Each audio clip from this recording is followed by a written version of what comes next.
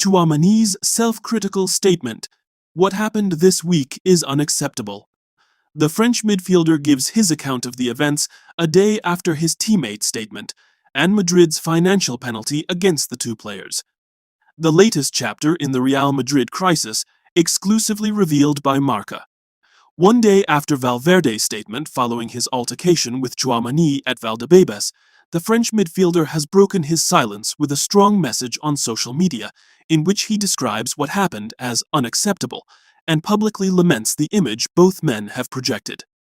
The incident, which required several teammates and members of the coaching staff to intervene to prevent the argument from escalating, also resulted in a financial penalty, €500,000, imposed by the club on both players as a disciplinary measure.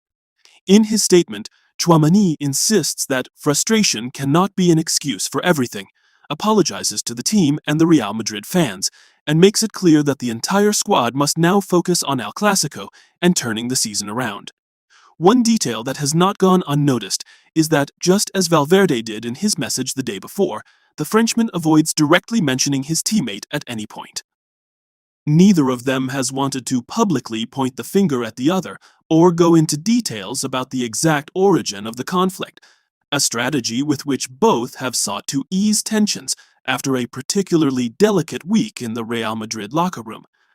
Furthermore, the Frenchman didn't hesitate to focus on El Clásico to downplay what had happened. This isn't the time to figure out who did what, who said what, or who was right or wrong. Now is the time to look ahead, and all our attention is on El Clásico and the season ahead to bring the club back to the top, where it belongs. Full statement by Tchouaméni. What happened this week in training is unacceptable. I say this with the example we're expected to set for young people in mind, whether in soccer or at school. Regardless of who is right or wrong, we must always seek the most level-headed solution to resolve a conflict. Above all, I regret the image we have projected of the club. I know that the fans, the coaching staff, my teammates, the board, everyone is deeply disappointed by how this season has unfolded. But frustration cannot be an excuse for everything. These incidents, while they may occur in any locker room, are not worthy of Real Madrid. Especially because Real Madrid is the most talked about club in the world. The internet loves to make up the wildest stories to generate buzz, so don't believe everything you hear or the fake narratives.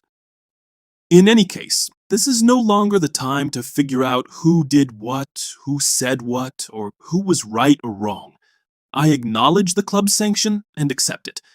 We remain a family, with disagreements at times, but we must always put our goals above everything else. I have apologized to the team, and I also want to extend my apologies to all Real Madrid fans.